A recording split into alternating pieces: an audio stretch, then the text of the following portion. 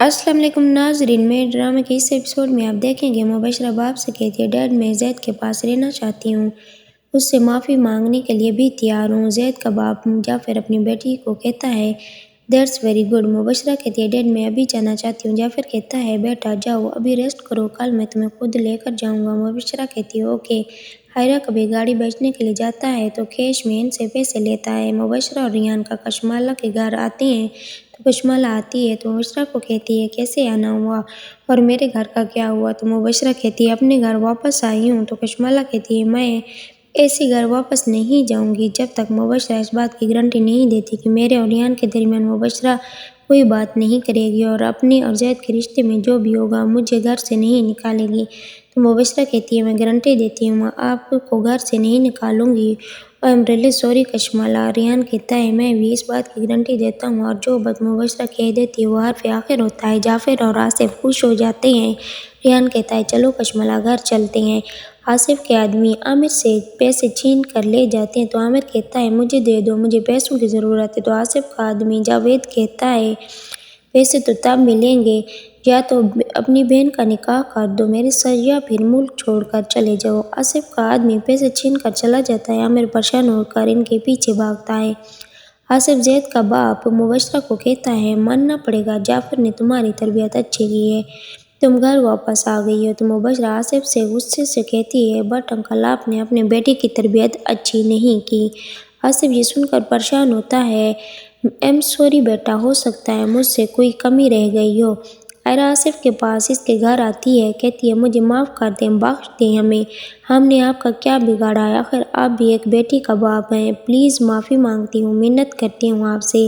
تو آصف کہتا ہے میرے بیٹے کی زندگی سے چلی جاؤ یا یہ ملک چھوڑ دو یا پھر جاوید سے نکاح کر لو۔ مبشرہ غصے سے عائرہ کو کہتی ہے اپنی بکواس بند کرو اور جاؤ یہاں سے، انکل یہ بات ایسے نہیں مانے گی، بتاؤ عائرہ کتنے پیسے لوگی زید کی زندگی سے دور جانے کے؟ عائرہ کہتی ہے اپنی بکواس بند کرو، مجھے پیسوں کی ضرورت نہیں ہے، اور روتے ہوئے آصف کے گھر سے چلی جاتی ہے۔ زید کے سامنے آصف اور مبشرہ ڈرامہ کرتی ہیں، جھوٹ بولتے ہیں، عائرہ آئی تھی، پیسوں کا تقاضا کر کے گئی ہے۔ زید کہتا ہے وہ ایسی نہیں ہے۔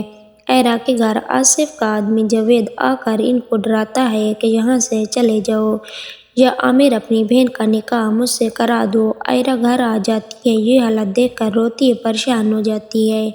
تو اتنے میں زید عائرہ کے گھر آ جاتا ہے اور یہ سب دیکھ کر جاوید سے پوچھتا ہے یہ سب کس کے کہنے پر کر رہے ہو؟ جاوید بتا دیتا ہے آصف صاحب نے کہا ہے۔ عائرہ زید سے کہتی ہے بس کر دو، ظلم کی انتہا کر دی، محبت کر کے آپ سے غلطی کر لی ہے، اس کی اتنی بڑی سزا نہ دیں مجھے اور میرے گھر والوں کو، زید بخش دو مجھے، یہاں سے چلے جاؤ۔ زید مبشرہ کو کہتا ہے یہ جو بھی ہوا ہے تمہاری وجہ سے ہوا ہے، میرا باپ کرمنل بن گیا ہے۔ آصف اپنے بیٹے سے کہتا ہے ہوش میں تو ہو، اس لڑکی نے تمہیں میرے سامنے لا کر کھڑا کر دیا۔ زید کہتا ہے اس لڑکی نے نہیں، اس لڑکی مبشرہ نے۔ مبشرہ کہتی ہے میں نے کیا کیا، کس بات کا الزام دے رہے ہو؟ زید کہتا ہے آپ دونوں نے مل کر عائرہ کو میری زندگی سے ہٹانے کے لیے ان کے گھر والوں پر ظلم کیا ہے۔